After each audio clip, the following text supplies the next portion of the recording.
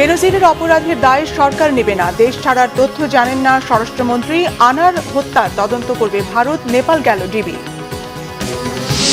বেনজিরের বিচার লোক দেখানো নাটক করছে সরকার, বলেছেন মির্জা ফখরুল, ফ্যাসিবাদের বিরুদ্ধে আন্দোলন চলবে। গণতন্ত্রের বিচ্যুতির ফলে দেশে অর্থনৈতিক সংকট বাড়ছে, বলেছেন বিশিষ্টজনরা, সরকারের ঘনিষ্ঠরা অর্থনীতিকে ধ্বংস করেছে।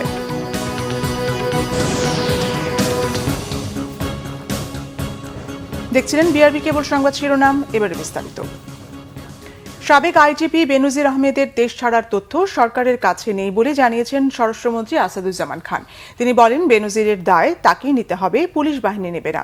এছাড়া এমপি আনোয়ারুল আজিম আনার হত্যার মূল তদন্ত ভারত করবে, চাইলে সহযোগিতা করবে বাংলাদেশ। এদিকে মামলা তদন্তে ভারতের পর নেপাল গেছে গোয়েন্দা দল। বিস্তারিত জানাচ্ছেন জিয়া খান। একদিকে যেমন তাদেরকে এই পথ থেকে ফিরে নিয়ে আসার জন্য, পাশাপাশি নতুন করে যাতে করে জঙ্গিবাদের খপ্পরে না পড়ে সেদিকে আমাদের দৃষ্টি রয়েছে। সাবেক আইজিপি বেনজির আহমেদ দুর্নীতি দমনে পেয়েছিলেন শুদ্ধাচার পুরস্কার।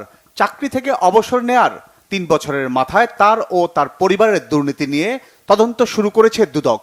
এরই মধ্যে বেনজির, তার স্ত্রী ও 2 কন্যা বিভিন্ন ব্যাংকে রাখা তাদের শত কোটি টাকা তুলে দেশ ছেড়ে পালিয়েছেন, এমন সংবাদের শিরোনাম ঘুরছে বিভিন্ন পত্রিকায়। তার নানা দুর্নীতি ও অপরাধের খণ্ডচিত্র বেরিয়ে আসছে গণমাধ্যমে। এমন নানা প্রশ্নের উত্তর জানতে চাওয়া হয়েছিল স্বরাষ্ট্রমন্ত্রীর কাছে। তিনি জানান, বেনজিরের দেশ ত্যাগের কোনো তথ্য নেই সরকারের কাছে। তাকে তো এখনো আমরা নিষেধাজ্ঞা দেইনি, শুধু সেই নিষেধাজ্ঞার আগে চলে যেয়ে থাকে। আমি এখনো কিন্তু সঠিক জানি না সে আছে কিনা চলে গিয়েছে। যা কিছু ঘটেছে তাকে নিয়ে এত নেতিবাচক বক্তব্য এসছে, এতে করে পুলিশ বাহিনী মানে কেন? এটা ব্যক্তিগত ব্যাপার। পুলিশ বাহিনী, আমার পুলিশ বাহিনী অনেক ভালো কাজ করছেন। আমার পুলিশ বাহিনী অনেক চ্যালেঞ্জ মোকাবেলা করছেন। আমার জঙ্গি দমন, সন্ত্রাস দমন, কোভিডকালে তারা যেই কাজটি করেছেন এবং যে কোনো চ্যালেঞ্জে তারা মানে জীবন উৎসর্গ দিয়ে কাজ করছেন। এক ব্যক্তি কেউ মানে যদি ব্যক্তি কোনো কিছু করে থাকে তার দায় প্রতিষ্ঠান নেয় না। বেনজির আহমেদের দুর্নীতি তার ব্যক্তিগত, এর দায় পুলিশ বাহিনী নেবে না বলেও মন্তব্য করেন স্বরাষ্ট্রমন্ত্রী। সে কি দোষ করেছে কি না দোষ করেছে সেগুলো আমাদের কাছে এখনো কোনো তথ্য নাই। আমরা এগুলি তদন্ত করছেন, তদন্তর পরে এগুলি জানা যাবে তিনি দোষী না নির্দোষী, না কিংবা কত পরিমাণ অর্থ বানিয়েছেন, কর ফাঁকি দিয়েছেন কিংবা সম্পদ বানিয়ে তার তথ্য দেন নেই। এমপি আনোয়ারুল আজিম আনার মূল তদন্ত ভারত করবে বলে জানান আসাদুজ্জামান খান।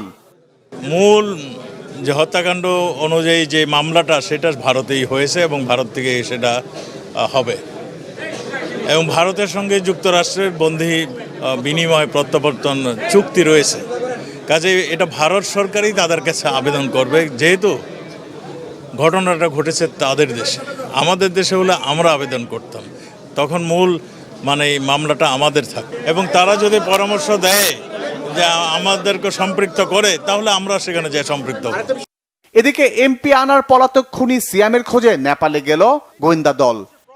ইন্টারপোলের মাধ্যমে আমরা কাঠমান্ডু পুলিশকে জানিয়েছি যে এই এখানে সিয়াম সহ বেশ কয়েকজন আসামি, তারা কেউ চলে গেছে, কেউ আছে। এই বিষয়গুলি মানে তাদেরকে আমরা অবহিত করেছি এবং তারা যদি থাকে তাহলে তাদেরকে জন্য তারা গ্রেপ্তার করে, সেটা আমরা তাদেরকে অনুরোধ করেছি। জিয়া খান, বাংলা ভিশন, ঢাকা।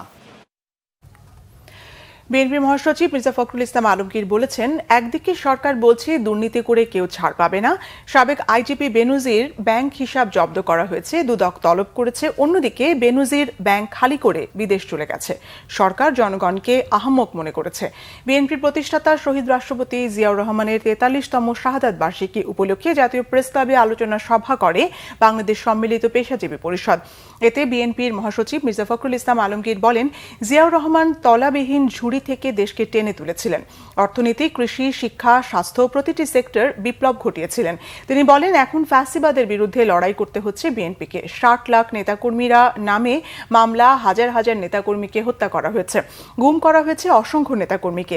15 বছর ধরে বিএনপি লড়াই করছে, এর মানে এই নয় বিএনপি হেরে গেছে। বিএনপি আরও উজ্জীবিত, নতুন করে লড়াই চলছে, বিএনপি জয়ী হবেই। মির্জা ফখরুল বলেন, সাবেক আইজিপি বেনজির আহমেদ বিদেশ চলে গেছেন। গণমাধ্যমে এমন খবরে বিএনপির মহাসচিব বলেন, সরকার দেশে বর্গীর শাসন কায়েম করেছে, অসংখ্য আজিজ বেনজির চলে গেছে। মে মাসের 4 তারিখে সে তার সপরিবার নিয়ে চলে গেছে। আরো দেখলাম যে যাওয়ার আগে তার অ্যাকাউন্টগুলো সমস্ত সে খালি করে গেছে। আমার প্রশ্ন যে সে কিভাবে গেল? এই যে আপনার তারা বেনজিরকে বললো যে তার সম্পত্তি আমরা ক্রোক করছি, আদালত থেকে বলালো, তাকে মামলা করেছে, দুদক থেকে মামলা করেছে, সে তাকে কোথাও যেতে দেওয়া হবে না, এসব কথা বলা হলো। তো সে 4 তারিখে সপরিবারে একেবারে এয়ারলাইন্সের নামটাও দিয়েছে, সিঙ্গাপুর এয়ারলাইন্সে এসে চলে গেল। তাহলে এই যে কথা বলছেন যে কেউ ভাত ছাড় পাবে না, এটা কি আপনার মানুষকে আম্মক মনে করেছেন? বাংলাদেশের মানুষকে, বাংলাদেশের মানুষ তো আম্মক না, সবাই বোঝে যে এগুলো হচ্ছে আপনাদের সমস্ত লোক দেখানো প্রতারণা, যেভাবে এখন পর্যন্ত প্রতারণা করে আপনারা দেশ শাসন করছেন।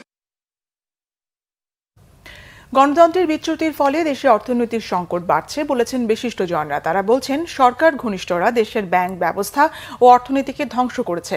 সরকারের গুরুত্বপূর্ণ পদে থাকার ব্যক্তি শীর্ষ ঋণ খেলাপি। প্রস্তাবে বাংলাদেশের অর্থনৈতিক বাস্তবতা, সংকট ও উত্তরণের উপায় শীর্ষক আলোচনায় বক্তারা আরও বলেন, কম প্রয়োজনীয় কিংবা প্রয়োজনীয় নয় এমন প্রকল্প গ্রহণের কারণেও দেশে ডলার সংকট তৈরি হয়েছে। অস্বাভাবিক হারে বাড়ছে মানুষের মাথাপিছু বৈদেশিক ঋণের বোঝা। দেশে ব্যাংকিং খাতে প্রকৃত খেলাপি ঋণের পরিমাণ 5.5 লাখ কোটি টাকা। বাংলাদেশ ওয়ার্কার্স পার্টির সভাপতি রাশেদ খান মেনন বলেন, মূল্যস্ফীতির চাপে স্বল্প ও সীমিত আয়ের মানুষ সংসার চালাতে পারছেন না। সাবেক আইজিপি বেনজির ও সাবেক সেনাপ্রধান জেনারেল আজিজের বিচার নিয়েও সংশয় প্রকাশ করেন ওয়ার্কার্স পার্টির সভাপতি। এ ছিল এখনকার মতো। পরের সংবাদ সন্ধ্যা 6টায়। এর আগে 5টায় রয়েছে নিউজ টপ 10, দেখার আমন্ত্রণ রইল। এছাড়া বাংলাভিশন সংবাদ ও সংবাদ সংশ্লিষ্ট অনুষ্ঠান দেখতে ভিজিট করুন www.vvnews24.com ও facebook.com/banglavishnnews এবং সাবস্ক্রাইব করুন youtube.com/banglavishnnews। ধন্যবাদ।